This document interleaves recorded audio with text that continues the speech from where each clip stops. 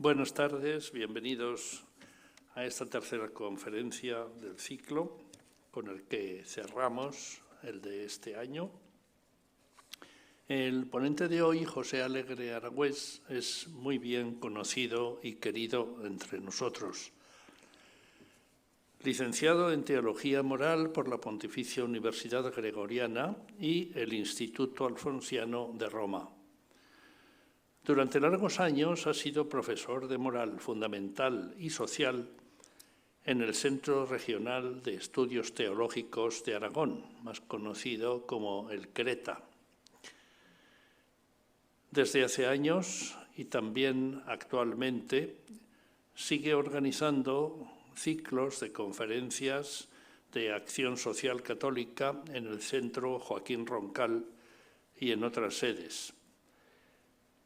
Su reflexión sobre temas fronterizos, y esto quiero destacarlo, es característica en el ámbito del diálogo ciencia-religión y también en el campo de la doctrina social de la Iglesia. Esta reflexión suya, madura, personal, la ha expresado en diversas publicaciones en libros, artículos, por supuesto. Durante años fue director de la Revista Teológica de Aragón y también en la prensa diaria, como todos sabemos. Por todas estas cualidades, no he dudado en pedirle esta conferencia que cierra el ciclo de este año. Muchas gracias por haber aceptado. Pues buenas tardes y muchas gracias a Juan Jesús, que me invitó, a los que estáis aquí también. Es una tarde también para dar gracias por algunas personas que se nos van, como hoy un compañero, Carlos Tarzaj, me imagino que muchos de vosotros lo conoceríais. Y también pues expresar el agradecimiento a tanta gente que ha trabajado a lo largo de la historia por intentar aportar soluciones, en principio teóricas, pero que movían a la práctica, para los problemas y hay necesidades en los que la historia humana periódicamente se ve metida. No hace mucho, el que nos hizo la primera exposición del ciclo terminaba preguntando por la ética. Y su pregunta, pues yo la tomé en el sentido de que era necesaria, que hacía falta y que de alguna manera pues los problemas que la ciencia y la tecnología hoy nos plantean nos abocan a hacer esa reflexión. ¿Cómo voy a organizar mi presentación? Pues primero aclarando un poco qué entiendo yo por ética. No me voy a perder en definiciones, pero quiero que tengamos claro básicamente qué es la ética. Y cómo la ética ha sido un problema que nos ha hecho pensar y buscar mucho a lo largo de la historia. No es una cuestión de especialistas solo, es una cuestión de todos. ¿Y a quién le dejamos la ética? Pues como nos han dicho algunos y nos han avisado, pues dejar las grandes cuestiones en manos de profesionales no es precisamente lo mejor. Esteban Zweig nos avisaba la pobreza de un Dios atrapado en manos de los curas. Clemenceau nos volvió a avisar también sobre otra cuestión, sobre la seriedad tan grande de la guerra como para dejarla solo en manos de los militares. También podríamos añadir que la política es demasiado compleja y seria para dejarla solo en manos de los políticos. Y también ocurre lo mismo con la ética. La ética es algo muy serio como para que solo unos profesionales especialistas nos dediquemos a ella. Podemos dedicarnos pero no es cuestión de que seamos nosotros los que ofrezcamos solamente la solución. Es una cuestión de todos. ¿Por qué? Porque la ética es la tarea existencial de vivir. Nos afecta a todos porque en cada uno de nosotros la vida es siempre una tarea. Es la tarea de hacernos. Y habitualmente nos hacemos haciendo cosas. Esas cosas que hacemos pues, nos exigen unas capacidades, unas motivaciones, un pensar, un proyectar, y todo eso va haciendo que nosotros seamos personas que levantamos los ojos, que miramos el horizonte, que pensamos en el futuro, que hacemos un seguro por si acaso, que estamos siempre en esa línea de mirar hacia adelante. Y miramos porque nos sale de dentro, no podemos evitarlo. Necesitamos ser más de lo que somos. Aspiramos a mucho más. Y probamos tratando siempre de ver si efectivamente esas aspiraciones, necesidades, deseos, anhelos, algunos de ellos tremendamente profundos, pues somos capaces de conseguirlos.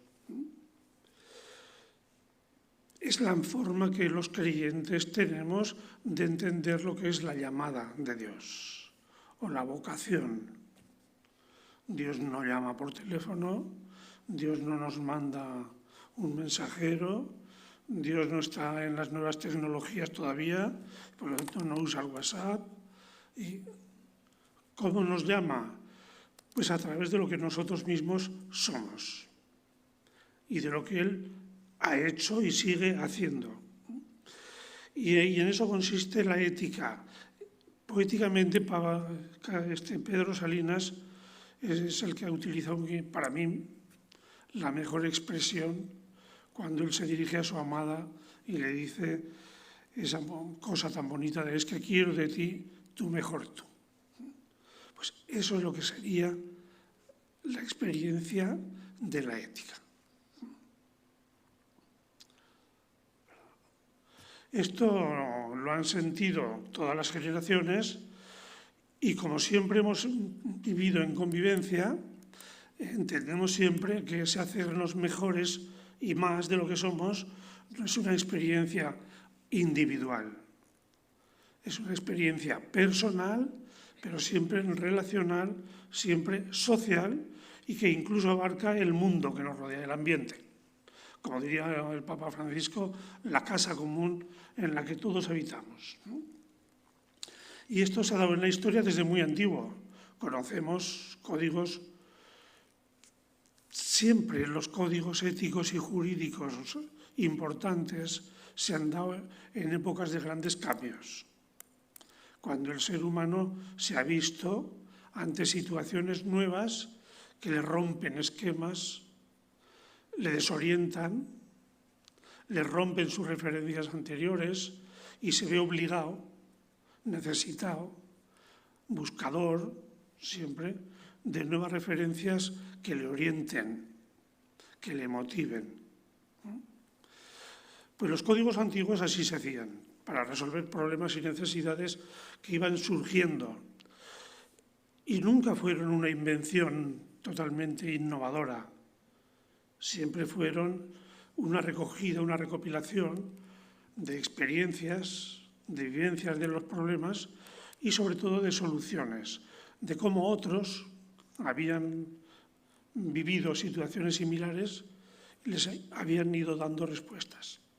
Por eso el Código de Hammurabi, aunque es el primero que tenemos en su texto íntegro, es resultado de unas tradiciones anteriores muy, muy antiguas, que Hammurabi y su gente echó mano de lo que diríamos el derecho o la ética comparada, que habían hecho otros pueblos para solucionar determinadas cuestiones. Este lo reconocemos todos como referencia más antigua por ser el primero, vuelvo a repetir, cuyo texto lo tenemos íntegro.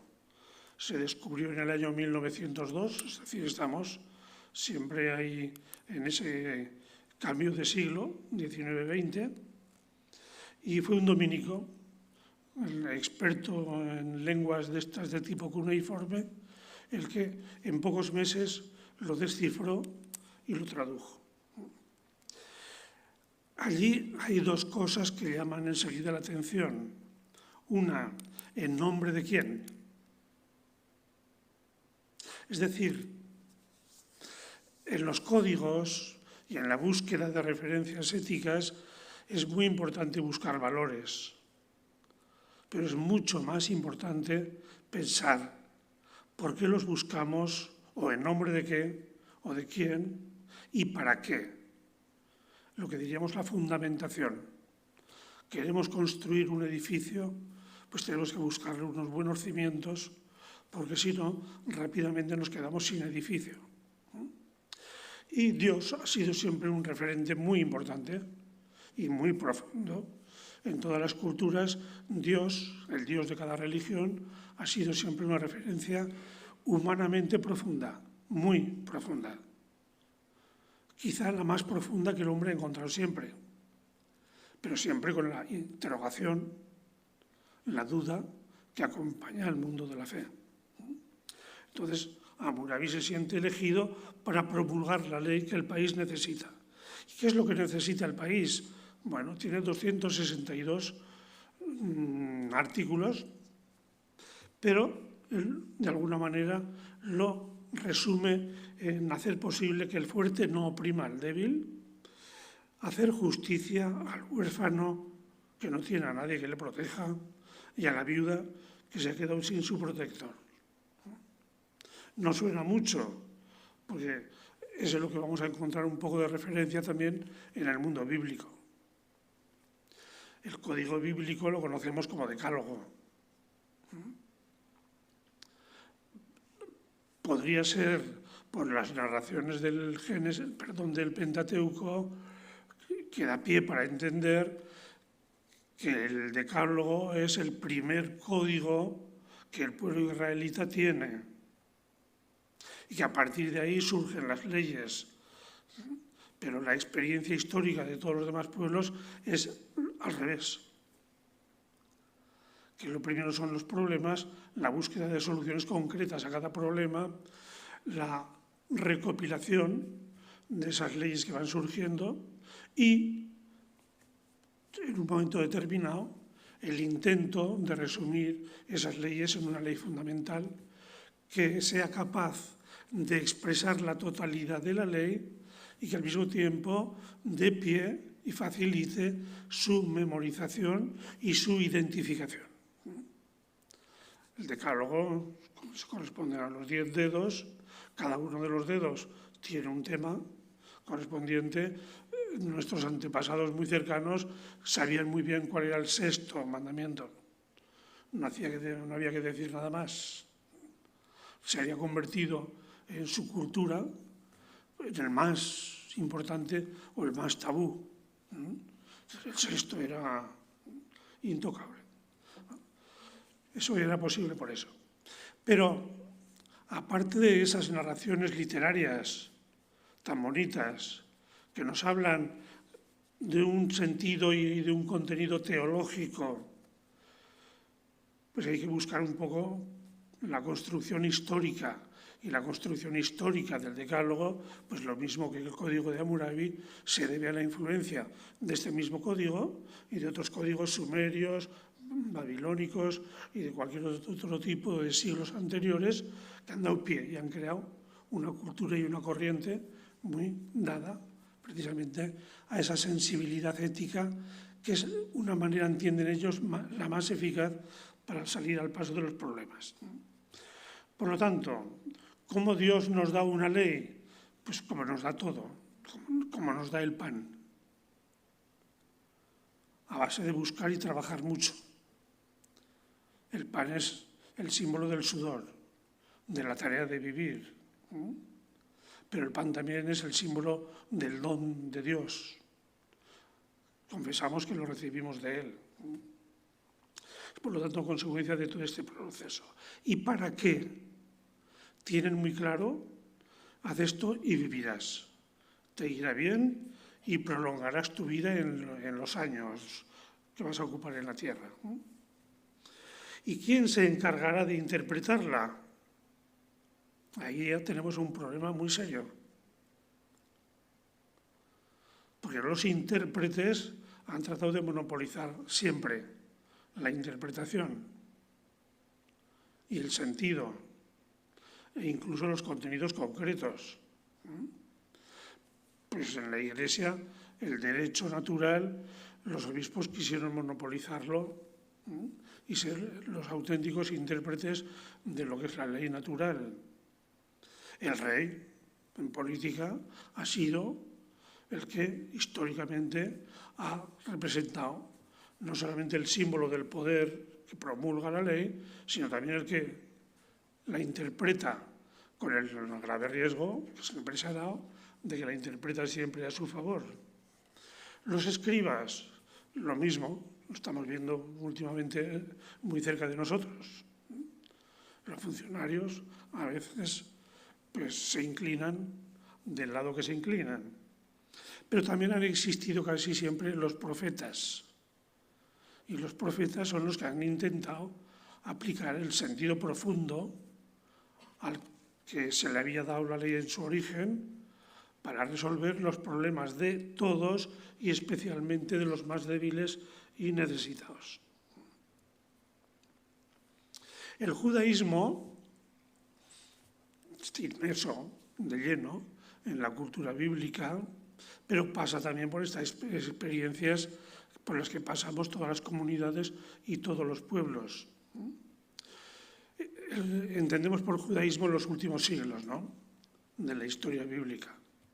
Una vez asentados en la tierra, cuando quieren vivir libres y con Nehemías restauran la ley, pues muy poco tiempo después se ven ellos comprometidos con la invasión de los pueblos de Grecia, el mundo helenista, inmediatamente después también por el mundo romano, y ellos ven peligrar su identidad.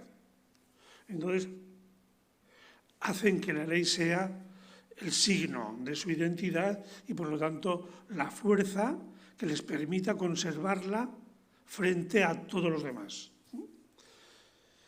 Y luchan por eso. Luchan por mantener la ley, la tradición, las costumbres, las vestimentas, la religión, todo. ¿Por qué? Para que el pueblo no perezca y porque el cumplimiento es la garantía precisamente de seguir viviendo. Desde esa convicción, entonces ellos tienen también su literatura, que insistirán y que alguna de ellas está recogida también en la Biblia y está representada ahí en Tobías y Macabeos. Y otro mundo que también se plantea en términos muy serios, la cuestión de la ley, es el mundo griego.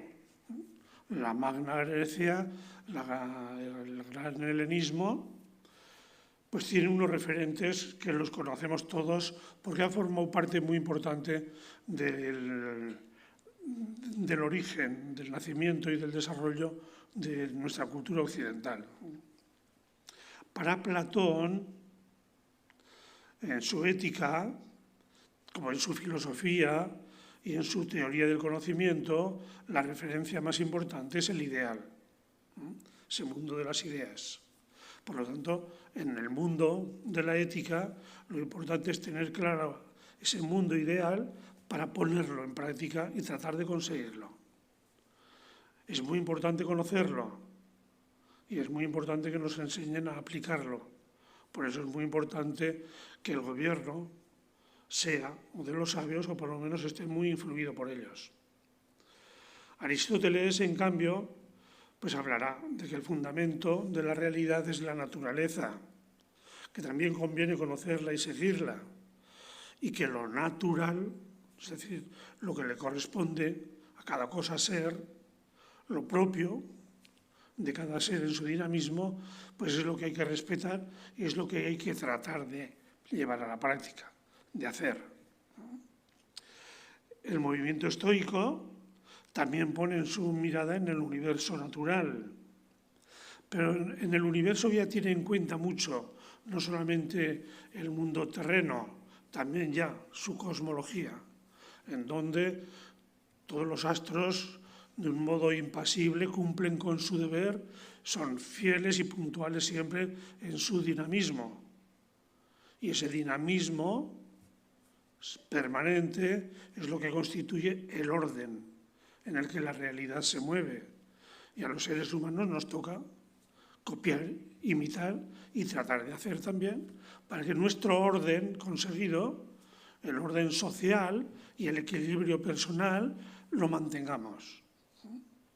Esa es la referencia importante. Siempre hay profetas.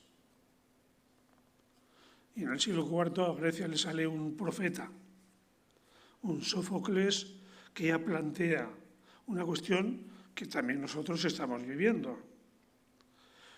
¿Quién interpreta la ley? ¿Y cómo la aplicamos? Y de forma dramática él hace su reflexión. Ya entonces se descubre que la política tiene muchísimo interés. Y como suele tener además el máximo poder, pues es la que más interés pone, la que más poder tiene y la que suele llevarse el gato al agua. ¿No? Pase lo que pase, y se lleve por delante a quien se lleve. Y Antígona lo vive en su propia familia. Y por eso Antígona hace referencia a otra ley, una ley que está fuera del alcance humano, el mundo de los dioses, ese mundo al que todo el mundo está obligado. También el rey, también los políticos. Una ley que en sus fundamentos es intocable. Esa será la dinámica que continuamente veremos en la historia. En Roma también tenemos una referencia importante. Ellos ya tienen una estructura jurídica muy metida, muy asumida, y también su sistema llega a unos niveles de corrupción tremendos. Y entonces hay gente muy preocupada por la reconstrucción del imperio y por la reconstrucción social.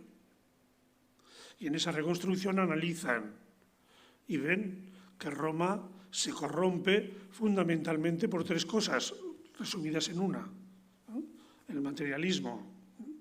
Pero ese materialismo ellos lo concretan en la fuerza, sexo, dinero y poder.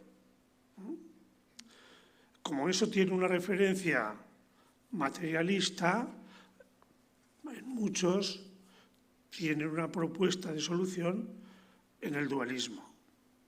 Un dualismo que en ellos se manifiesta mucho en su filosofía, en algunos, en su religiosidad, las religiones de Mitra, y que a nosotros nos ha llegado a través del neoplatonismo o de San Agustín y algunos más. Todavía perdura en nosotros un fondo de cultura dualista que siempre está ahí, siempre, y que hay que contar con él. Hay que contar con él. Jesús de Nazaret es otra referencia. Para algunos de nosotros la más importante. Pero no es un código, es una persona. Tiene la ventaja de que al ser persona es algo vivo, alguien vivo. Y que al ser persona significa también el fondo para el que va dirigida la ley. Si Hammurabi era para el huérfano, la viuda y el débil frente al poderoso, en nosotros lo expresamos en un Jesús crucificado, es decir, víctima, pero hecho siempre esperanza. Con Jesús las víctimas siempre tienen la posibilidad de esperar. Y esa esperanza no es solamente en el más allá, es también una esperanza histórica. Y ese sentir del Jesús de Nazaret está expresado en lo que algunos también entienden como un nuevo código, que serían las bienaventuranzas. Darle la vuelta, invertir los valores y proclamar dichoso a quien en el mundo precisamente condena a la desdicha.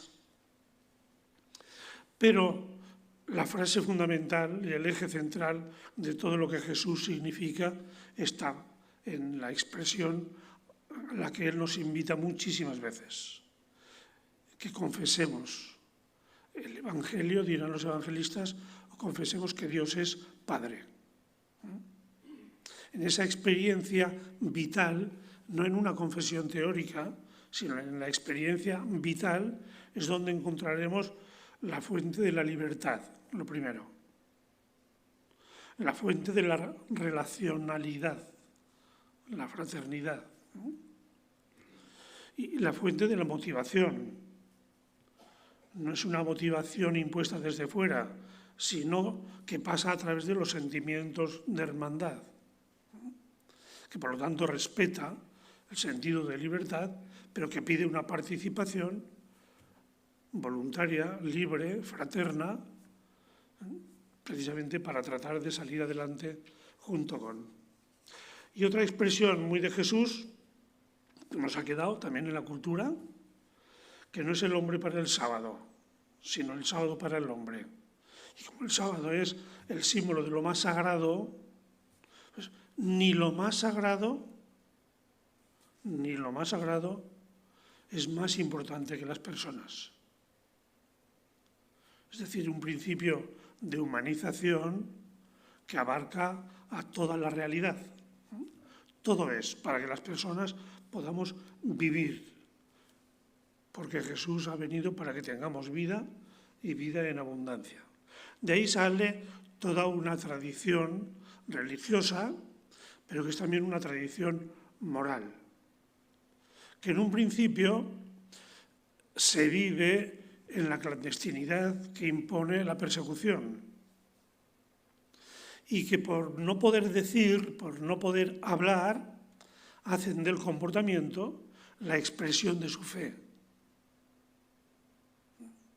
Pero el cristianismo no es un sistema moral, es una experiencia religiosa. Y desde la experiencia religiosa una experiencia humana. Y desde la experiencia humana una experiencia moral. ¿Me explico? En esos niveles. El cristianismo es Jesús. Jesús es una experiencia de Dios y de Dios como Padre. Que Jesús, en cuanto muerto y resucitado, significa las víctimas del mundo a las que queremos a veces quitarles incluso la esperanza, pero a Jesús no se le puede quitar la resurrección y a las víctimas no se les puede quitar la esperanza. Nunca.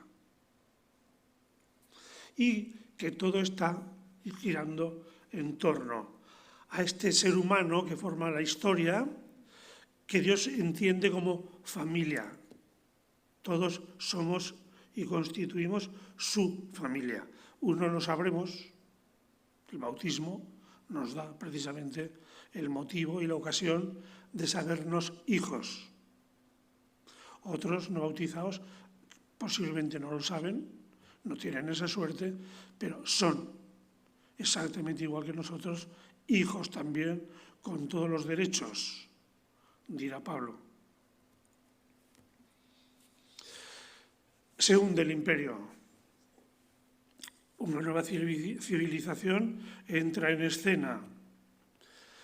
Toda la estructura social se derrumba y vienen una enorme cantidad de tribus, pequeños grupos capitaneados por un líder que es el que manda e impone su voluntad.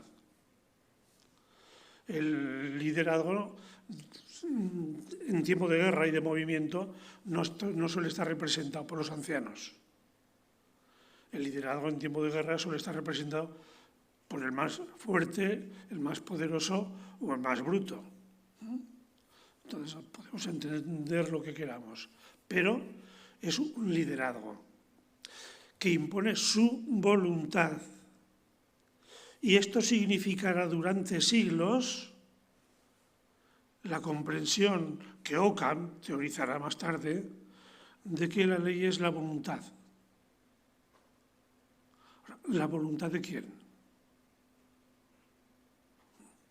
Esa pregunta estará ahí durante unos cuantos siglos, planteada, y se tratará de buscar respuesta. La ley es la voluntad del Señor, a lo que el cristianismo responderá sí. La ley es la voluntad del Señor con mayúscula, al cual el otro Señor con minúscula está sometido. Y eso se plantea. Siempre el arte es una referencia muy importante de cómo está el ser humano en cada época, ¿no? Y el ser humano del románico pues es un ser hambriento, sediento, herido, cautivo, explotado, miserable,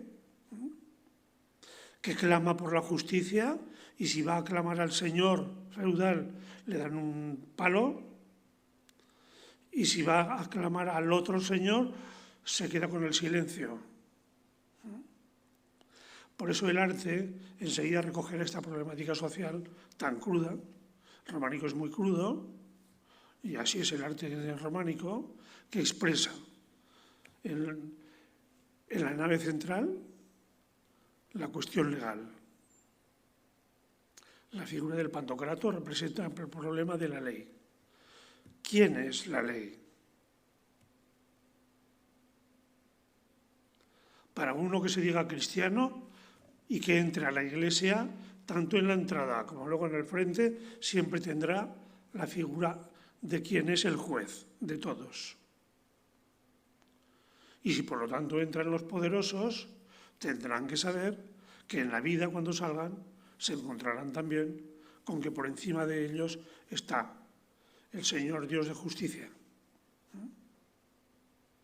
Por lo tanto, deberían tratar de gobernar de acuerdo a los sentimientos de quien está ahí presidiendo el ábside. La justicia legal está ahí como el gran problema de la Edad Media. En los muros, ahí tenemos la justicia social. Los muros, que estén pintados, recogen toda la problemática del hambre, de la muerte, de la soledad, del abandono, de la desesperación. Y en todos ellos aparecerá Jesús, pues dando vida a un muerto, dando de comer. La multiplicación de los panes se representará muchas veces, la resurrección del hijo de la viuda de Naín, muchísimas veces también, el cojo que se reincorpora al camino, se reintegra de la marginación.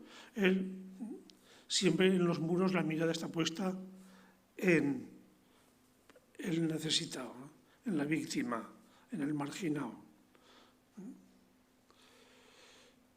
Y esto es lo que también hará posible, y lo hace posible, el monasterio, que el monasterio es la gran estructura, junto al feudalismo, que habla de un camino de perfección personal, porque recoge ese trasfondo del dualismo que hemos hablado antes, y entonces trata de iniciar a las personas en un camino de perfección bajo la guía de un maestro. Este esquema, que es el esquema de cómo se entiende la espiritualidad en este tiempo, será el esquema que se copiará después para introducir la confesión dentro de este mundo. El gótico, pues también el gótico es el mundo que eleva, el mundo que levanta y el mundo que nos invita a levantar la mirada. Es el mundo que arquitectónicamente se levanta porque los muros de la ciudad ya protegen. Por lo tanto, dentro de la ciudad todo puede levantarse y todo puede abrirse. Y levanta la moral y levanta la moral de convivencia y levanta la moral económica, porque es un mundo cuyo eje es el mercado. Y ese mercado necesita unos instrumentos que no poseen. Necesita matemáticas y lenguas, porque necesita viajar para traer productos. Entonces pone en marcha todo un mundo en donde el monasterio se ha quedado aparte, pero habrá otras órdenes, ya no son monasterios, son conventos, son comunidades que dentro de la ciudad se dedican a estar presentes para tratar de echar una mano en lo que pueden. ¿Y qué problemas son los que enseguida ven? La pobreza. Sale el hospital, un lugar de huéspedes para que la gente no se muera en la calle.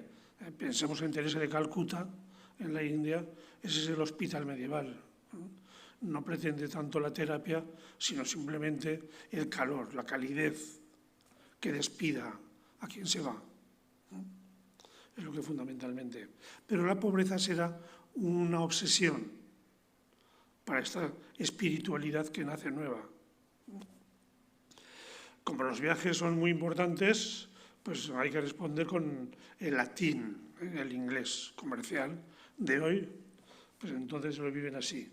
Y hay que enseñar a los hijos a que sepan leer, pero sepan sumar, restar, multiplicar, dividir, para que no los engañen, para que puedan llevar. Y la astronomía, porque es el camino. Tiene un sentido funcional, no es como nuestra cosmología actual, que es otro mundo. Es una cosmología muy funcional. Saber que las estrellas orientan, marcan dirección y por lo tanto ayudan. Y es muy importante orientarse en la vida para no perderse y quedarse por ahí por las noches, que el mundo está muy mal y peligroso. Y surgen las universidades poco a poco. Voy a hacer referencia a dos, a París y a Cambridge. En una será la figura fundamental, tiene muchas, pero una será Tomás de Aquino. Pero voy a hacer referencia a otra, a Cambridge, porque allí es donde surgirá otra, dentro del mundo del conocimiento, de la reflexión y de la búsqueda, surgirá una búsqueda distinta. Tomás de Aquino representa la línea aristotélica que quiere conocer la naturaleza, porque allí puede leer lo que Dios nos dice. La palabra de Dios está en la Biblia, pero también la palabra de Dios está en el libro de la naturaleza. Entonces conviene conocer. Y para eso el latín es simplemente ya una lengua muy completa. Pero en Cambridge tienen otras aficiones y la naturaleza no les interesa solo en el sentido de palabra, les interesa también en el sentido de profundizar en su conocimiento y en un conocimiento no solo filosófico, sino también físico. ¿Cómo está compuesta? ¿A qué se deben determinadas cosas? Pero claro, para leer la naturaleza, descubre muy pronto Roger Bacon, uno de los primeros franciscanos. Pues Roger Bacon es el que avisa, para conocer la naturaleza hay que saber matemáticas, porque la naturaleza está escrita en ese lenguaje. Y para conocer la palabra de Dios hay que saber griego y hebreo, porque hay que ir a las fuentes. No hay que quedarse simplemente en traducciones, hay que ver en qué ambiente están pronunciadas esas palabras. Lo que hoy conocemos como el estudio crítico de la Biblia, ellos ya lo intuyeron. No supieron hasta dónde llegaba su intuición, pero desde luego marcaron una orientación muy distinta que los escoceses saben muy bien por dónde les ha llevado. Y Guillermo de Ockham, no es la navaja de Ockham, de la que hablan hoy los físicos, es un autor que plantea la cuestión que tenemos abajo. ¿Por dónde guiarnos? ¿Por la ley natural o por la voluntad de Dios?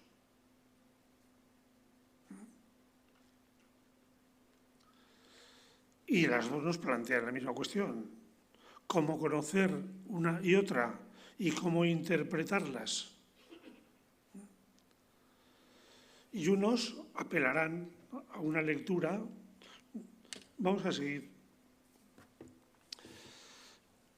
Este mundo va evolucionando, los viajes primeros de los mercaderes van llevando a lugares muy lejanos, de donde vienen noticias de que hay gente muy rara, con plumas en taparrabos o sin taparrabos, y con unas cosas rarísimas, que no hay manera de entenderse con ellos. Estas gentes son gentes, plantean un problema muy serio.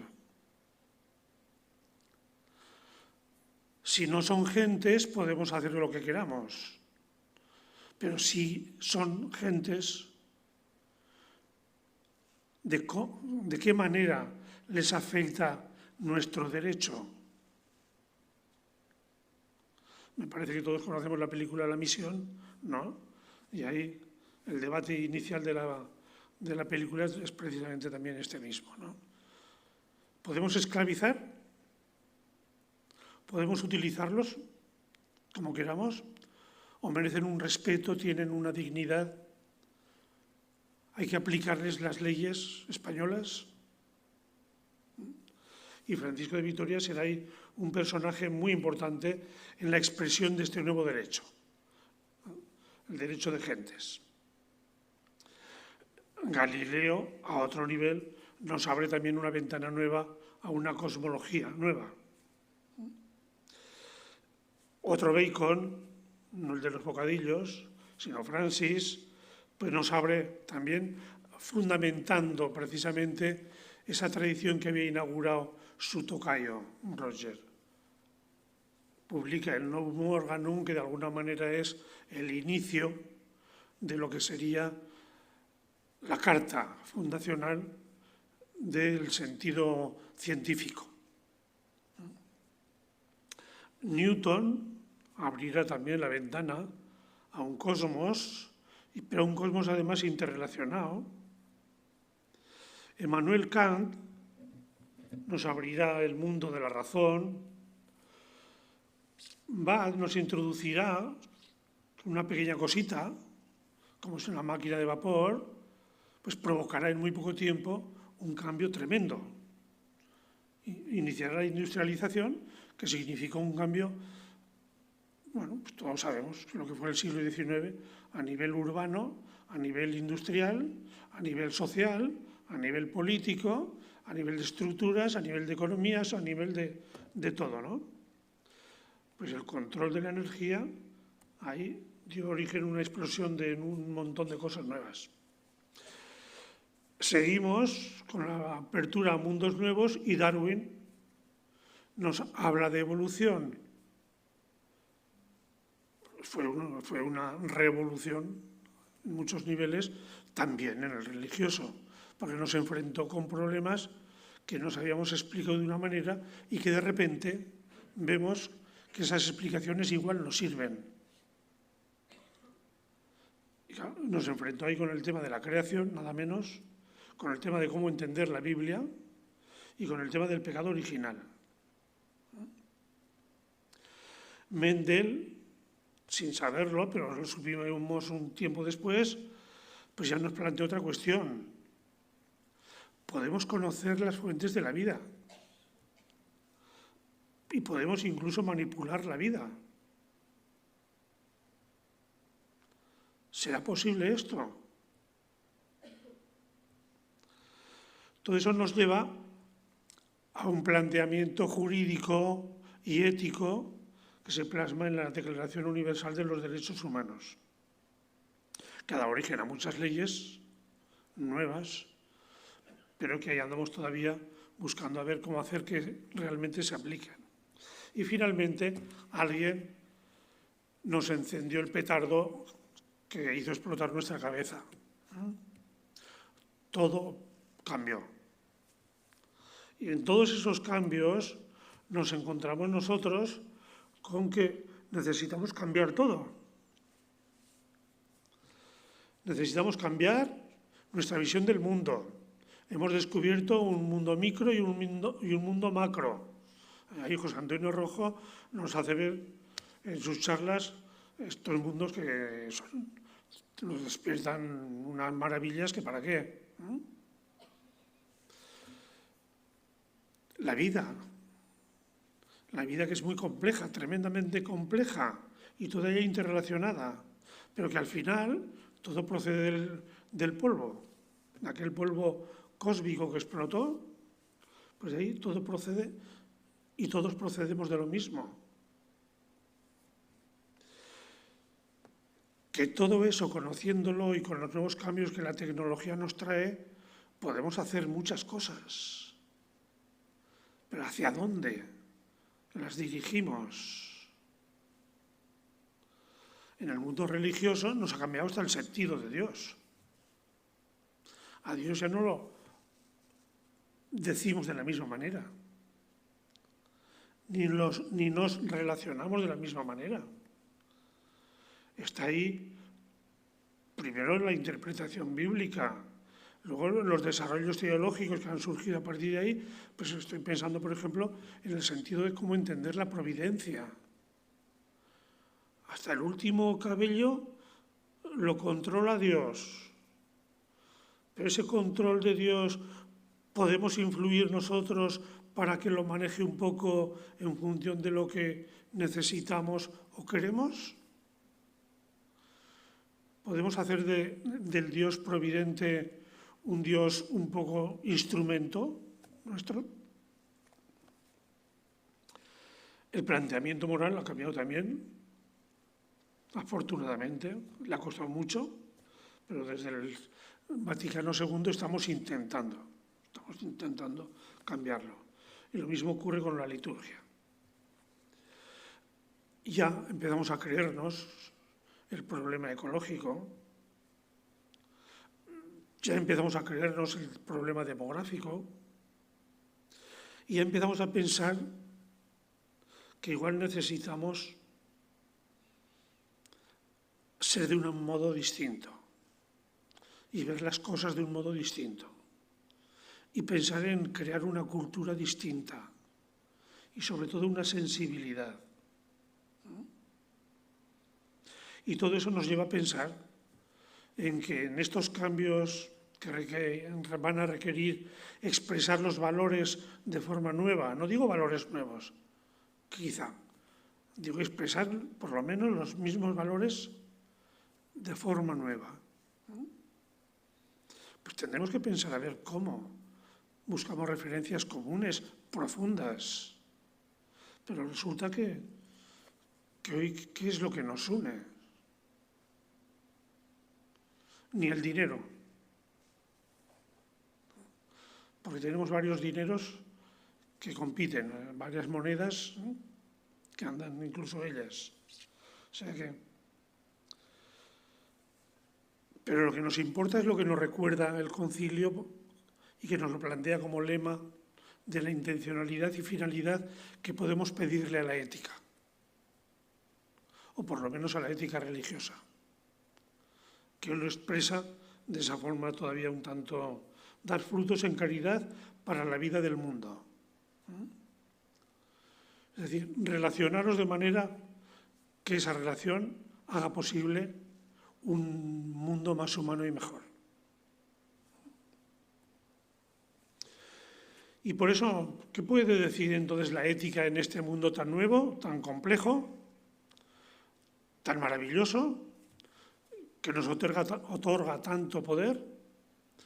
Y precisamente por eso, porque es tanto poder, es tan peligroso. Bueno, podemos pensar que esta ética, si hemos de construirla, puede tener algunas referencias de las que ya hemos visto en los antiguos. Pablo nos recuerda que en otras palabras es lo mismo que Jesús quería decir. Cuando Jesús habla de para que tengan vida, pues Pablo, que ha vivido su religiosidad en un ambiente tremendamente rígido y que le quieren imponer la ley de una manera muy fuerte y que quiere respirar, encuentra que siendo hijo sí que puede respirar, pero si no, no. Y por eso prefiere llamar a Dios Padre a llamarlo juez. Y por eso cambia sus esquemas, se cae de sus esquemas anteriores y da el paso a la relación con Jesús. Y encuentra que en Jesús es donde se da precisamente el fundamento de la libertad personal y de todas las demás libertades. Como el hijo es en su casa y con los suyos donde se siente totalmente libre. Con los demás tiene que vivir obligado por la ley. Si es comercial, por las leyes comerciales tendrá que ponerse corbata, traje, salir bien educado, bien peinado. Si no es comercial, pues podrá hacer de otra manera, pero su ley le impondrá un horario y le impondrá hacer un número de piezas o le impondrá, etcétera, en función de... Solo cuando vuelve a casa es donde realmente se experimenta libre, porque se experimenta hijo. Y puede pedir lo que no merece ni se ha ganado. Y puede esperar que se lo den precisamente porque no apela a sus méritos, sino que apela a la generosidad de un amor enorme, ¿no? El tema de la libertad es importante porque es precisamente la primera experiencia religiosa que se nos da en la Biblia. El primer encuentro de Dios con el hombre, con el ser humano, con la humanidad, es precisamente el Éxodo. Y el Éxodo es la experiencia de un Dios de la libertad. De manera que el Dios bíblico y Jesús ponen como primer valor o el valor más característico de lo humano, de todo lo humano, la libertad. Al mismo nivel, la fraternidad o el amor. Pero la libertad está a ese mismo nivel. Podemos repetir con Hammurabi también eso mismo, que todos nuestros descubrimientos, invenciones, conocimientos, poderes, no opriman al débil, sino que protejan siempre a los necesitados. Que todo eso se nos da para que vivamos muchos años en la tierra. Es la conclusión del Decálogo en la versión del Deuteronomio. Tenemos dos versiones del Decálogo, un poco diferentes, con sus variantes, pero que podemos repetir como Juan, que Jesús ha venido para que tengamos vida y vida en abundancia, y para que la justicia obliga a los poderosos y haga posible la justicia social. Y podemos repetir que todas las gentes, por raras que sean, vivan con sus derechos reconocidos, o con el genoma devuelva al mundo la alegría del jardín de Mendel, que con la utilidad volvamos a sentir belleza, admiración, encantamiento. Max Weber nos había hablado de la ética de la responsabilidad y de la ética de la convicción y nos había advertido, pero esto en un mundo que ya ha roto el encanto. Ya nuestro mundo, como lo conocemos tanto, ya no nos maravilla ni nos admira. Ya todo lo vemos lógico y lo exigimos. Conviene rescatar un sentido todavía de admiración. Que todas las mañanas pongamos orden y limpieza en nuestra casa común, nuestro Papa Francisco diría, ¿no? Que entendamos siempre que todo es para beneficiar a todos los seres humanos. El sentido de la globalidad y de la integridad humana. Entonces, ¿cómo construir una ética hoy? Vuelvo a repetir. En un mundo que no piensa muy en sentido profundo, que piensa más en sentido concreto, la construcción de unos cimientos es muy importante. Y nuestra cultura no favorece eso. Ni Dios, ni las ideologías, ni los intereses nos unen. A los antiguos los unió la necesidad. Y este año, con motivo de que la ONU nos ha obligado a cambiar el concepto, o por lo menos la denominación de los discapacitados, pues se nos ha recordado que discapacitado es una persona necesitada de apoyo. Pero todos somos necesitados de apoyo, todos. Y como todos somos necesitados de apoyo, pues todos necesitamos que efectivamente nos motivemos unos a otros y nos motivemos con expresiones claras que nos ayuden a entender, ¿no? En ese sentido hay mucha tarea. De alguna manera repetimos, pero aquí voy a simplemente subrayar un poco. En esta cultura tecnocientífica tenemos que plantearnos cómo entender eso. Si como poder, que efectivamente lo es, o como servicio, que no lo tenemos tan claro. Y en caso de tenerlo claro, ¿a quién damos prioridad?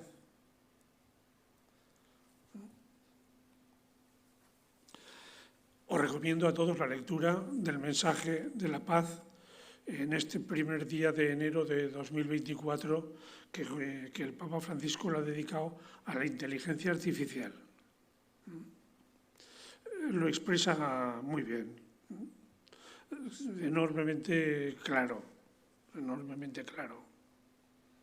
Y nos habla de cómo todo lo que vamos consiguiendo, conociendo y pudiendo realizar es expresión de nuestra dignidad. Pero que esa dignidad la tenemos porque Dios nos ha hecho a su imagen y semejanza. Que todo eso es expresión de un anhelo por conocer más, pero que conocer más nos exige también un sentido de mayor responsabilidad. Que todo es para que hagamos crecer la libertad y humanizar la convivencia. Que todo lo que podamos hacer para combatir el sufrimiento, genial. Pero que el poder de nuestros conocimientos actuales es tan grande que entonces hay que plantearse seriamente a veces, ya desde el primer momento, dudas, inquietudes al menos.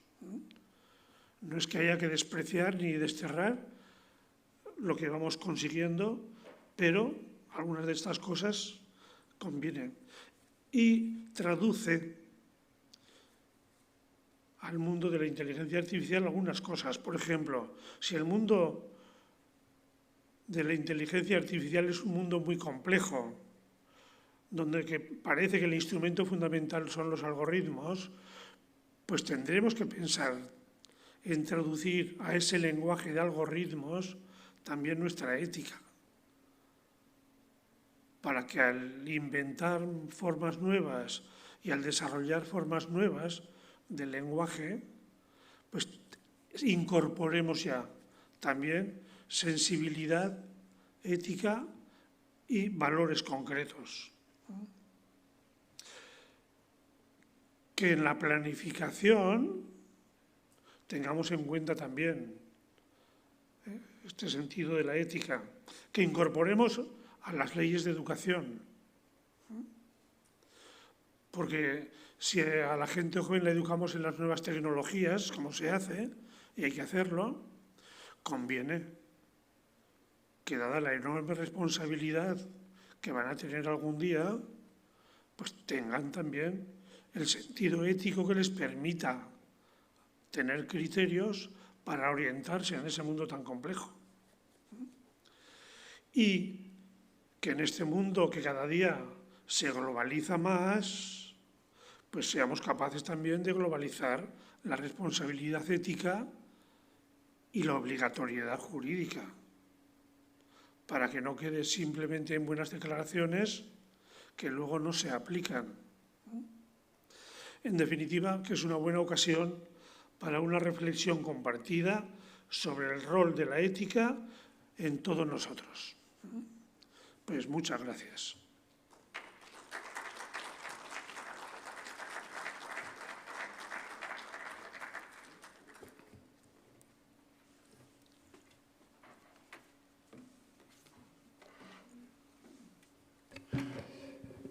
Muchas gracias por esta amplísima exposición que nos acabas de hacer y vamos a pasar, en los minutos que nos quedan, a atender cuestiones, preguntas o comentarios al modo habitual.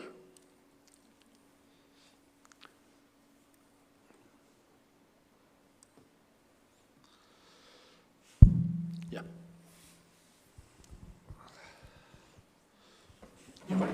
Igual te escuchamos, quizá.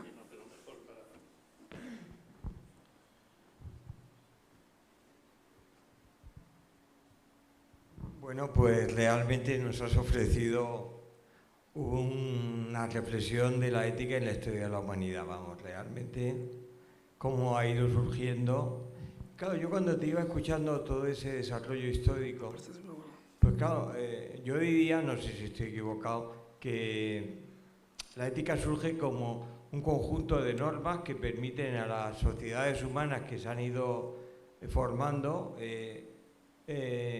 convivir y sobrevivir, en cierta medida. En aquellas que debieron de, en algún momento determinado, tomar unas normas que no lo permitiesen eso, pues desaparecerían, obviamente, ¿no? Pero vamos, yo creo que lo que buscan las distintas sociedades humanas es, que has explicado prácticamente desde casi la prehistoria o casi, porque decía incluso el Código de Abu Dhabi que ya tenía antecedentes, ¿no? Entonces, bueno, pues yo diría esto. Entonces, cuando después de todo ese desarrollo de la humanidad que nos has ofrecido, ya llegamos al siglo XX, nos encontramos con la Declaración de los Derechos Humanos, ¿no? En 1948, si no recuerdo mal.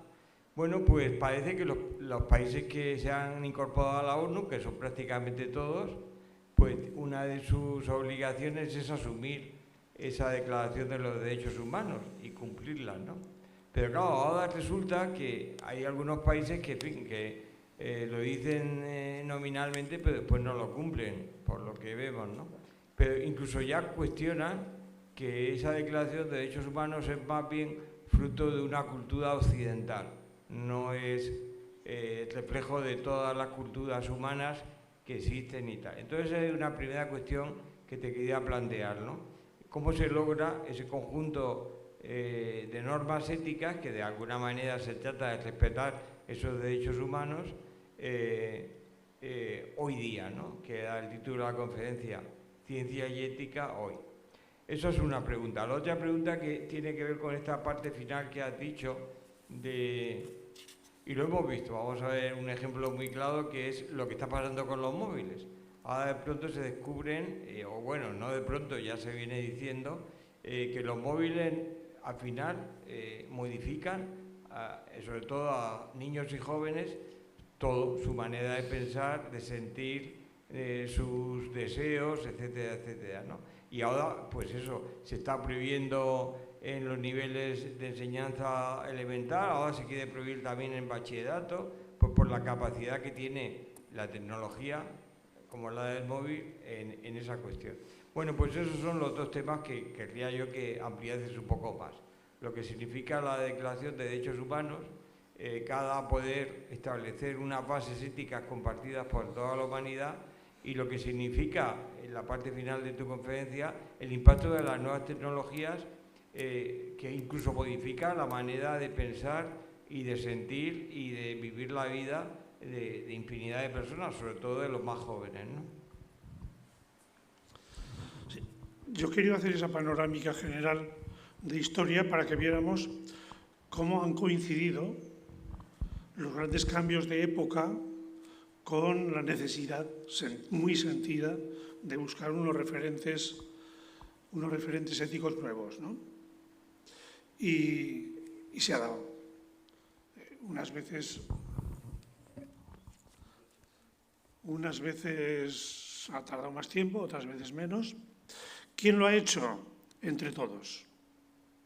Es cierto que ha habido referentes, guías. ¿Y quiénes han sido? Pues profesionales no, porque los guías profesionales en los momentos de crisis fallan todos. Lo estamos viendo. En esta crisis actual, ¿qué lío tenemos nosotros los españoles ahora en la comprensión y aplicación de la ley? ¿Y de qué atolladero nos sacan los profesionales? De ninguno. Entonces habrá que hacer una...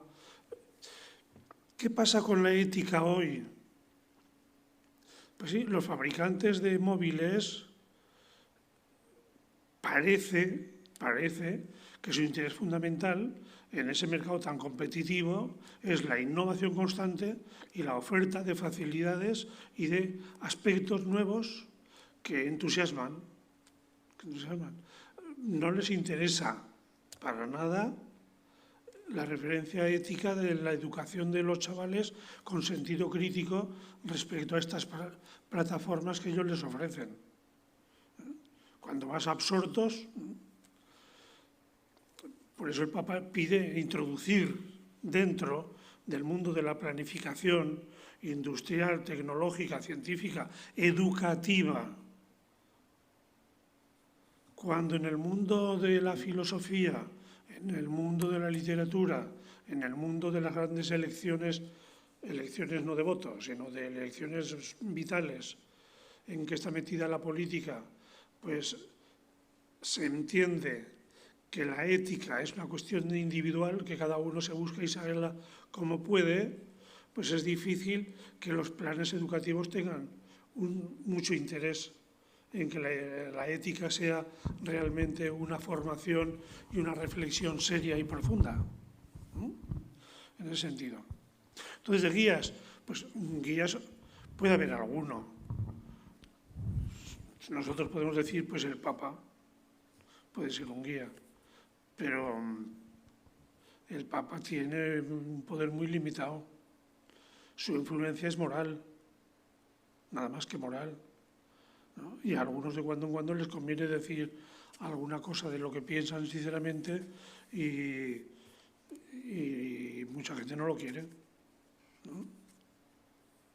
Ni les interesa. Los padres, pues llegaría a un mundo más. Los padres están delegando la educación religiosa y la educación ética a estructuras impersonales a las que ellos no piden cuentas. Y declinan su responsabilidad de educación y de sensibilización en valores, con todo lo importante que es la educación familiar en ese mundo. Entonces, en una cultura como esta, tenemos un poder, tienen algunos, un poder enorme, y sin embargo la responsabilidad se declina. Hay un cierto control en la medida en que la competencia establece controles entre ellos mismos para evitarse cosas, pero un control ético no lo hay. Y cuando además ellos son luego los que en caso de conflictos internacionales son los primeros en pasarse por alto. Estamos en un momento muy crucial, muy crucial. Sí que necesitaríamos un liderazgo moral por parte de una cultura. Occidente ha ejercido un liderazgo cultural, pero hoy no estamos en condiciones de dar lecciones a nadie. Entonces, ¿quién asume eso? Y luego estamos viendo que necesitamos una profunda reflexión ética a partir de los problemas que ya tenemos y a partir de los problemas que estamos intuyendo que nos pueden venir muy pronto, de una manera muy sutil además. Y no nos movilizamos. No sé si te he contestado. Buenas tardes. Hola, buenas tardes. Muchas gracias por la conferencia. Me ha gustado mucho cómo has terminado con lo de que tengan criterios para orientarse. Yo creo que a niños y jóvenes les falta esos criterios que antes daban también las familias, que en el colegio a veces no nos dejan dar, porque hay un hedonismo, un egoísmo, un solo soy yo el primero, y satisfacer placeres en lugar de una, no sé si es una cultura del esfuerzo, pero sí con el esfuerzo sientes la satisfacción de aprender y crecer. Y a mí me sigue llamando la atención cómo padres dejan a sus hijos delante de los móviles y la gente que los ha creado y que siguen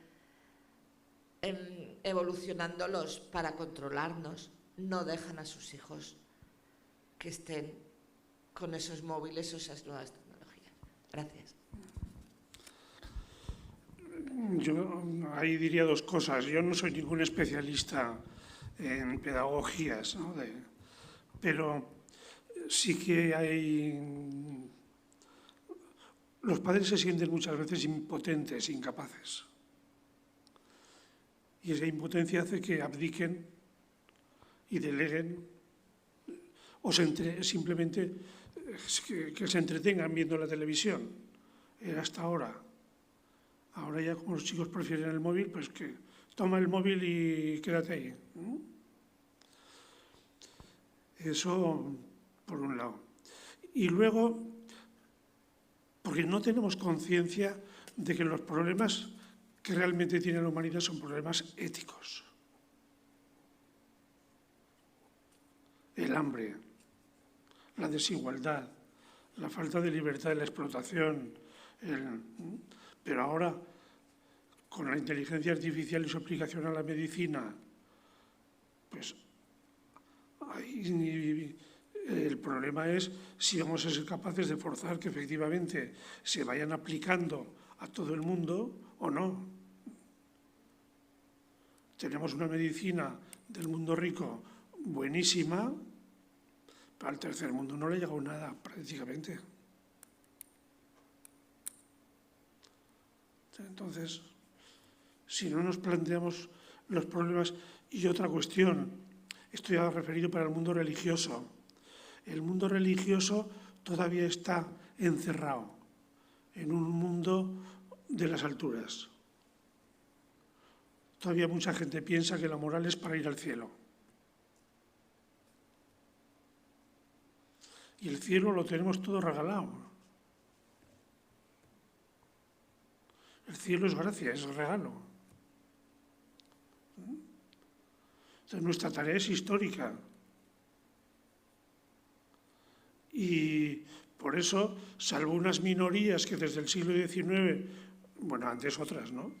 Pero con la industrialización sí que hubo un impacto de la pobreza urbana e industrial que provocó a mucha gente movilizarse y descubrieron que la pobreza iba más allá de la pura relación laboral, que eran cuestiones políticas y sociales, y que había que participar en política, y que había que formar partidos, pensó incluso la Iglesia, ¿no?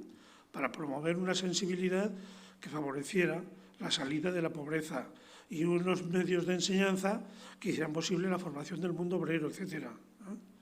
Pero ha sido siempre minorías dentro del mundo religioso. Todavía una conciencia de una moral para la vida, para la historia, que está bien clara, desde el principio en el Decálogo, en Jesús, en el cristianismo, pues todo eso mucha gente no lo ha asimilado.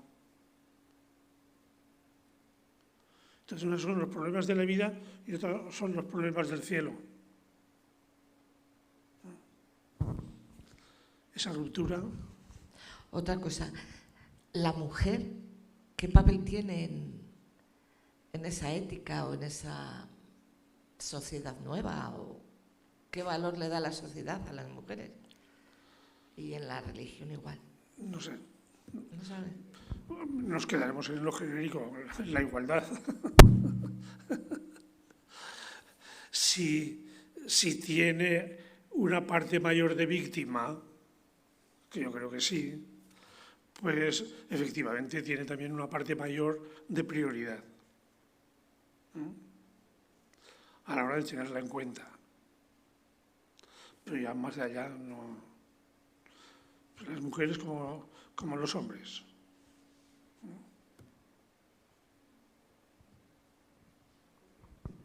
Buenas tardes. Muchas gracias por tu exposición. Y lo que yo te quería preguntar es que en esa larga historia que nos has ido exponiendo de forma tan perdona, brillante. te alejas un poquitín Más, así. En esa larga historia que nos has ido presentando de forma tan brillante, ¿cómo va apareciendo la palabra perdón y cómo se va integrando en este mundo que tenemos tan... En la historia, la palabra perdón ha tenido más un sentido religioso y en referencia al perdón de Dios. En cambio, en el ámbito social ha funcionado más la palabra compasión. En el románico, puesto en la Edad Media primera, viven precisamente esas dos. ¿Por qué? Bueno, es que esto está muy ligado con la devoción por las reliquias, ¿no? Y la situación de miseria, de pobreza, de dolor, de sufrimiento que la gente tiene en un 98%. Así es la sociedad medieval. 98% son víctimas. Y en ese mundo el 2% es un 2% muy insensible. Entonces, la única estructura social que manifiesta un sentido próximo al perdón religioso y a la compasión solidaria es el monasterio. Pero el monasterio puede también muy poco. Trata de influir a partir de la influencia que conseguirá, porque son ellos los únicos ilustrados. Y los del castillo, que no sabe nadie leer y escribir, los van a necesitar. Y entonces el monje que se traslada al castillo consigue mucha influencia y trata de ejercer su influencia en favor del monasterio y de los pobres. Y ahí es donde va relacionado también con las indulgencias. También irán dirigidas a provocar una sensibilidad forzada o una solidaridad forzada, ya que de los poderosos no salía. No sé si te he explicado. Sí. Bueno, la exposición ha sido brillante y exhaustiva, ¿no? Pero en un momento dado yo tengo una pregunta que no me ha quedado clara. Cuando has hablado de Roma y cómo ha surgido allí la idea del dualismo, no he entendido claramente, o sea, no he entendido, puedes explicar muy brevemente qué representa ese dualismo en ese mundo de Roma y cómo lo ha recogido luego San Agustín. ¿Qué sería eso? Eso es una primera pregunta de aclaración, sencilla, ¿no? Pero luego una segunda pregunta, no es que te pido que hagas 2 conferencias más, ¿no? Pero ha sido como muy referido todo al mundo occidental, judío-cristiano, etcétera, ¿no? Pero ¿cómo se plantea la ética, por ejemplo, en sus grandes principios, en otros mundos como es el mundo oriental, tan importante demográficamente, y por la cercanía que tiene, cómo se plantea, por ejemplo, entre los musulmanes, por ejemplo, que los tenemos tan cerca? No son 2 conferencias lo que pido, sino 2 frases que nos pueda situar esto, abriendo un poco el panorama, ¿no? El mundo occidental es el que yo conozco, y poco. El mundo oriental es un mundo mucho más grande que el occidental y éticamente más retrasado. Vamos a decir, no retrasado, más insensible a estas cuestiones. Sus tradiciones no les han provocado una cultura de la sensibilidad ética. Les han provocado una cultura de la sensibilidad en relación con la naturaleza mucho mayor que que con la realidad social. Pero ya te digo yo que no lo conozco. Y, bueno, el dualismo, tú sabes muy bien que tiene unos orígenes muy remotos en el Medio Oriente y posiblemente en la India, y de ahí va viniendo, con las tropas de Alejandro, va viniendo hacia aquí, y que en el mundo romano le sirvió para explicar de un modo muy sencillo y muy simple los problemas que a ellos les aquejaban. Muchos problemas, pues en los siglos II y III el Imperio Romano es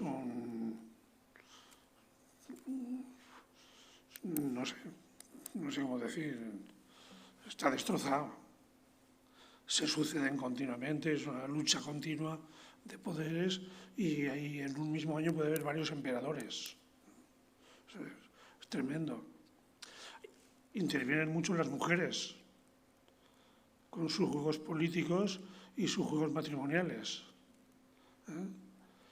Y ahí lo que nos describen algunos de los poetas, incluido el nuestro, Marcial, pues que la sociedad dirigente romana es una sociedad pues, hecha polvo. Y que los que piensan, pues piensan que hay que reaccionar y educar a la gente de otra manera. Educar en la austeridad, educar en el control, educar en el equilibrio y en el cumplimiento del deber. Y los estoicos están en ese esfuerzo tremendo. Los cristianos se unirán, porque ahí tienen una referencia. Y en el mundo romano, si su mal proviene del dinero, el poder, el sexo, etcétera, símbolos del materialismo, pues lo que hay que combatir es precisamente el materialismo.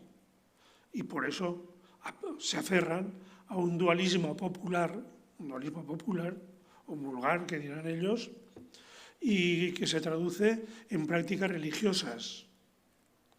La más importante o la más extendida fue la de Mitra, pero en algunas capas se expresa de un modo filosófico. Y esa filosofía de algunos y ese problema social que muchos ven, Agustín es muy sensible a eso, pues entonces les hace volver a ese mundo que añora el ideal platónico o un ideal ético y que supere tanta mundanidad, decimos ahora.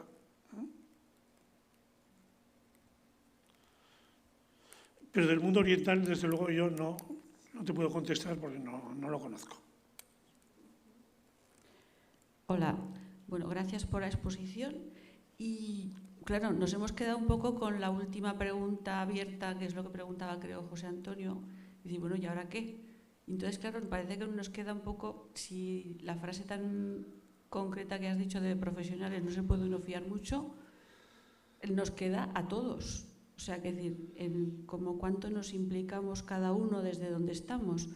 Y a mí me venía, no sé si es que soy un poco, me han vendido el producto, pero me venía todo el movimiento actual que puede haber en la Iglesia respecto a la reflexión sobre la sinodalidad, el caminar juntos, el construir juntos desde abajo.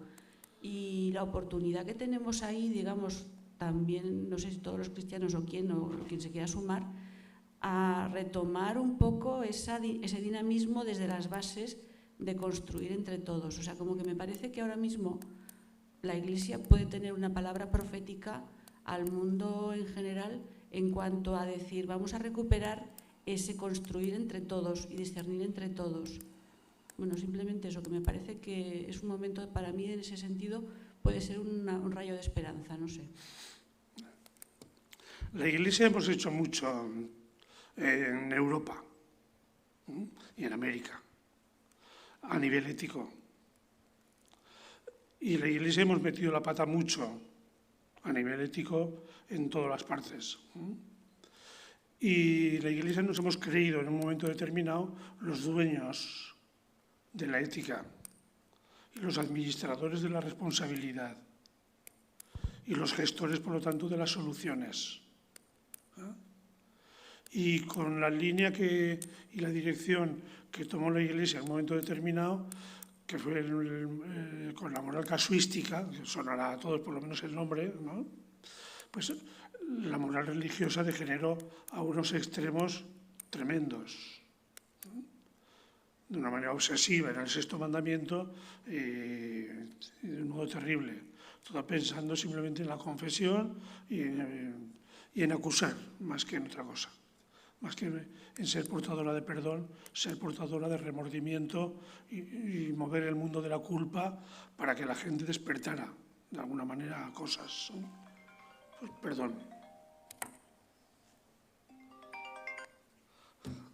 Creía que lo tenía pagado. Entonces, yo no soy partidario de que la Iglesia vuelva a asumir ese liderazgo. Es hora de despertar todas las instituciones y estructuras sociales, los sindicatos, los partidos, las asociaciones culturales, la universidad. ¿Dónde está la ética en la universidad?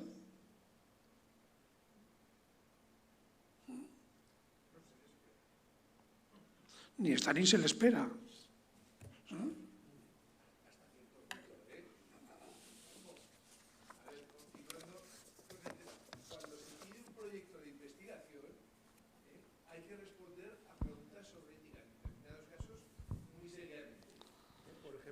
Quería comentar respecto a la ética que, por ejemplo, cuando se pide un proyecto de investigación, hay un apartado que es consideraciones éticas, especialmente, evidentemente, en el caso de que intervengan personas o animales. Y existen comités de ética en la universidad que repasan los proyectos de investigación para asegurarse de que lo que se haga respete los valores éticos de no hacer daño innecesariamente. Es más, ahora todos los proyectos de investigación tienen una cláusula de no hacer daño. Así que realmente creo que la ética sí que está en la investigación, en la universidad. O sea, hay unas consideraciones éticas. Evidentemente, el por qué se investiga unos temas sobre otros ya es otro tema, pero no es una decisión personal ética de los investigadores. Pero sí que creo que la ética existe y se plantea no como una asignatura dentro de las carreras, como existía en tiempos la religión, ¿verdad? Según me han contado, yo no lo llegué a ver, pero en tiempos creo que existía la religión como asignatura obligatoria en la universidad. Pero consideraciones éticas a la hora de afrontar nuevas cosas, como es la investigación, sí que se hace.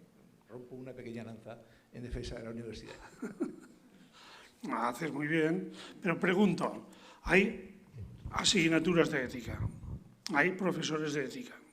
Hay filosofía de la ética, pero hay transversalidad.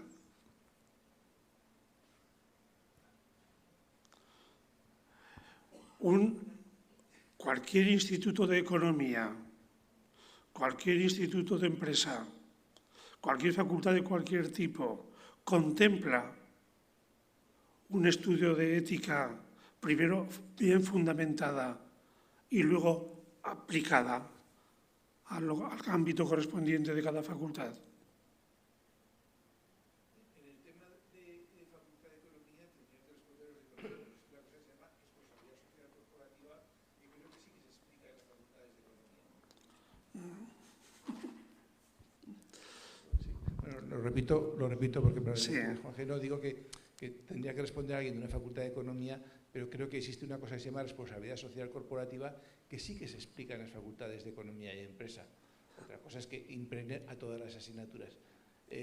Otros valores también impregnan toda la universidad. O sea, el tema, nuestra universidad estamos aburridos de los objetivos de desarrollo sostenible, que son valores éticos. Estamos aburridos, quiero decir que nos los meten por todos lados. Cada vez que se habla de cualquier cosa, aquí van los ODS, ¿no? Pero luego, eso también son valores éticos que impregnan la sociedad, en mi humilde opinión. Sí, yo me refería a la universidad como otra estructura más de la sociedad y generalmente pues eso, ni está ni se le espera en la mayoría. Y en dónde está, pues se tiene como una María. Entonces, de esa manera se desacredita todavía más. Quedan 3 preguntas y con eso cerraremos ya la sesión. Bueno, muchas gracias. Yo voy a hacer una pregunta muy pequeñita. En los niños, en las escuelas, yo lo he visto ahora, un sobrinillo mío que hasta ahora tenía religión católica, ¿no? En Alemania. Y ahora en el instituto donde va, pues no hay ni religión católica, ni religión protestante, ni ninguna. Les dan ética. Pero lo mismo ha sido aquí, me parece, ¿no? Que no iba a religión, iba a ética. Entonces, en la formación de las escuelas, de los niños, a mí me da la impresión, pero no lo sé, como una María, igual que la religión en la universidad que decías tú, ¿no? Quien no está en la religión está en la ética. A mí me parece que es, no sé, como una deformación, ¿no? de que sea una cosa u otra. No lo sé cómo lo ves tú. Te lo pregunto. A ver, voy a ser muy tajante y muy drástico. Espero no herir a nadie. Estamos en una sociedad española llena de prejuicios. O sea, hay unos prejuicios históricos que han calado profundamente, que se han cultivado mucho y se siguen cultivando. En cuanto hay un anuncio de campaña electoral, pues resurge. Una parte de la campaña electoral va dirigida a la Iglesia como representante religiosa de esa dimensión, ¿no? O ética, ¿no? O sea, estamos en una sociedad llena de prejuicios. Prejuicios que han tenido su momento, pero que puede ser un tiempo ya de madurarlos y asumirlos con madurez, ¿no? Eso por un lado. Luego, en una sociedad que a ese nivel de las dimensiones profundas del ser humano es tremendamente inculta. Porque se sigue despreciando la religión por ser opio del pueblo, por ejemplo. O se sigue despreciando la religión por ser, pues eso, un conjunto de creencias de gente ignorante. O se sigue pensando que la religión es, pues lo que antes no he explicado, de las reliquias y demás, ¿no? La búsqueda de un pobre hombre o de una pobre mujer que vive en una situación dramática y angustiosa y busca protección donde puede y como puede. Y como nadie le echa una mano, solo le queda Dios o San Antonio, ¿no? Y ahí se dirige porque no encuentra protección social en la sociedad que debe protegerla. Y entienden que religión es eso. Ese es un grito de petición de ayuda, pero es una denuncia tremenda a una sociedad que no la entiende a ella ni entiende las dimensiones culturales y humanas de lo que es la religiosidad. Me quedo bien ancho.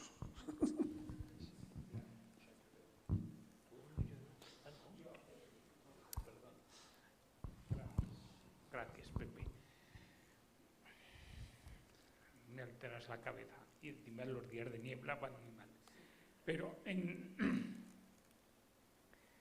la búsqueda de un comportamiento ético para mí o para en mi entorno, el mensaje que me manda la Iglesia, pienso que muchas veces está dividido entre la ideología o lo ideal y la utopía. Y entonces la Iglesia muchas veces me manda mensajes, la Iglesia, Francisco, por ejemplo, ¿no? Me manda mensajes que yo me siento a analizarlos y digo, esto es pura utopía. Y hay cosas que son utópicas. Pienso. Dime que no. Sí, pero es una forma de expresar el ideal y sobre todo de decirnos que el presente no nos conformamos con él y necesitamos movernos y salir, ¿no? Y a la hora de mirar el horizonte, pues el horizonte, si es de atardecer, lo vemos de un color, si es de amanecer, lo vemos parecido pero de otro, y si es a mediodía, lo vemos completamente diferente. Y así son nuestras expresiones. Que a veces Sí que es cierto que el ideal y la utopía andan muy cerca, pero por lo menos en nuestra tradición cultural, por utopía se ha quedado la expresión de lo imposible, de lo que no tiene lugar, que sería el sentido literal, pero le añadimos y no tendrá nunca lugar. En cambio, el ideal es la expresión de la esperanza, que hoy no está, pero queremos que algún día esté, y es posible que esté. Pero hay que forzarla.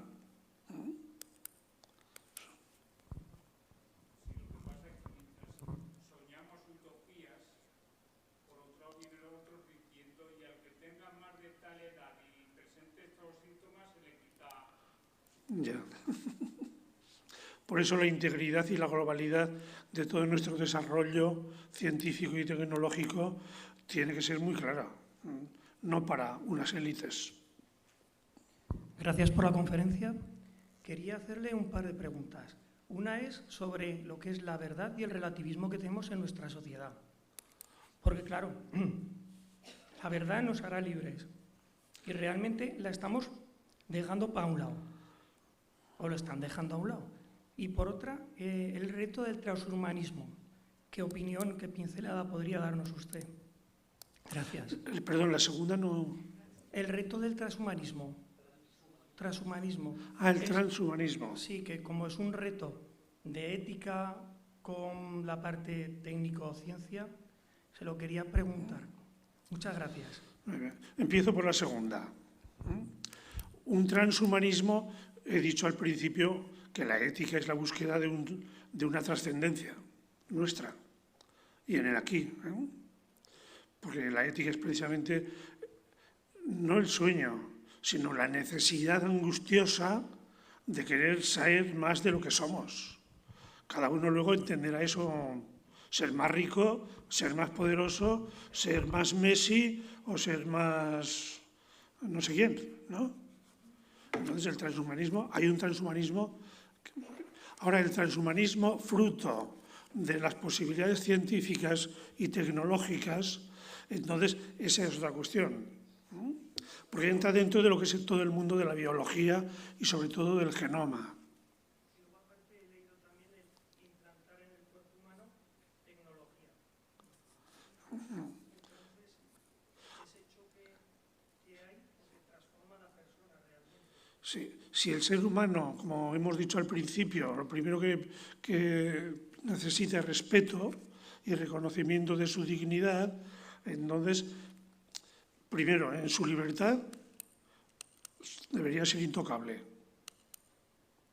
Y luego en su manipulación, bueno, pues hay una manipulación positiva y hay otra manipulación que él puede pensar la positiva, pero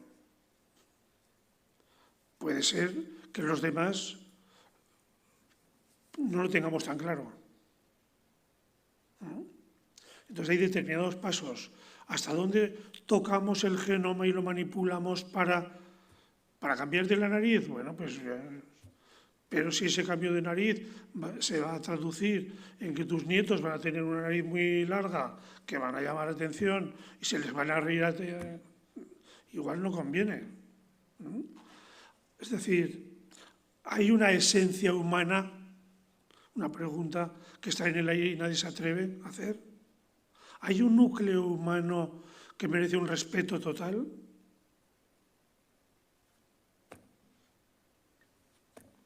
Claro, teóricamente todos decimos que sí, no todos. Pero luego a la hora de la verdad, pues la gente se atreve mucho. Y en nombre del prestigio, en nombre del éxito, por el Oriente, alguno ya ha manipulado por ahí cosas raras. Por eso las tradiciones culturales, religiosas y éticas siguen, que manifiestan diferencias. Y sí que conviene que haya culturas que sean líderes en cuanto a estos procesos de humanización y sensibilización. Es más humano el ser que es compasivo que el ser altanero. El pobre en la Biblia es el que se ve obligado a andar inclinado, siempre pidiendo favores, siempre con la mano extendida, siempre avergonzado de su condición. En cambio, el rico en la Biblia es el que vaya todo tieso mirando a los demás por encima del hombro.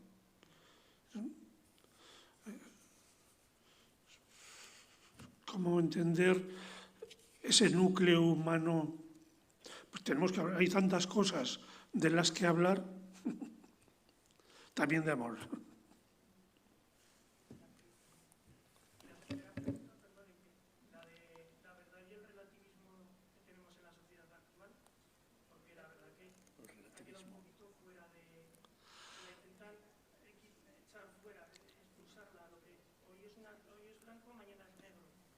Bueno, tú insistes en el relativismo y yo te digo, pues todavía hay más en el trasfondo, hay más nihilismo.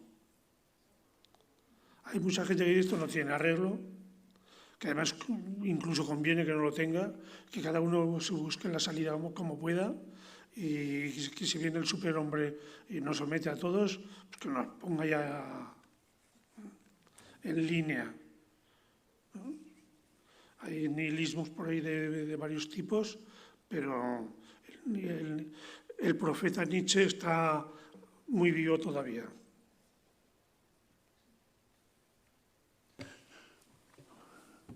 Es buena señal que haya habido un diálogo y unas preguntas tan abundantes y tan variadas. Muchas gracias de nuevo y la convocatoria para el próximo curso pues la recibiréis. Gracias a todos. Gracias a ti.